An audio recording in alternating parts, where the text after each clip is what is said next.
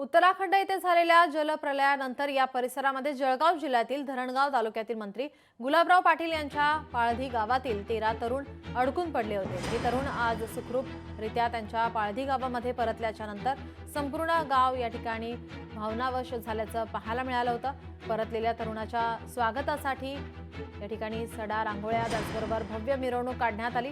मंत्री गुलाबराव पाटील स्वतः या मुलांच्या स्वागतासाठी हजर होते।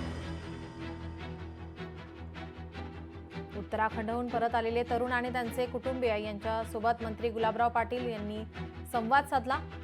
आमचे प्रतिनिधी यांनी सुमित देशमुख यांनी याचा आढावा घेतला, आपण पाहूया।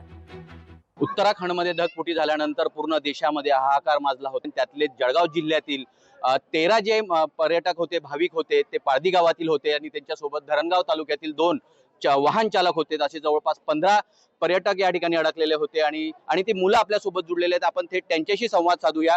दादा, काय सांगणार, तुम्ही आज परत आलेला आहात आणि 13 दिवस तुमचा संपर्क जो होत नव्हता, तो संपर्क झाल्यानंतर तुम्ही 15 लोक आज आपल्या घरी परत आलात।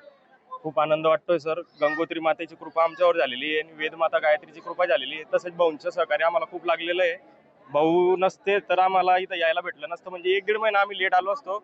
भाऊंमुळे आम्ही आज घरी सुखरूप आलेलो आहेत। एका सेकंदासाठी आमचं नेट चालू झालं, त्या टायमाला भाऊंनी जे तिथले मेजर सोबत बात केली होती ना, ते टेटस बघितलं आम्ही। मग तिथले मेजरला धावलो आम्ही, आमच्या मंत्री मोदींनी तुमच्यासोबत बात केली, आमच्या गावात अशी बातमी झालेली 13 मुलं लापत्ता झालेले।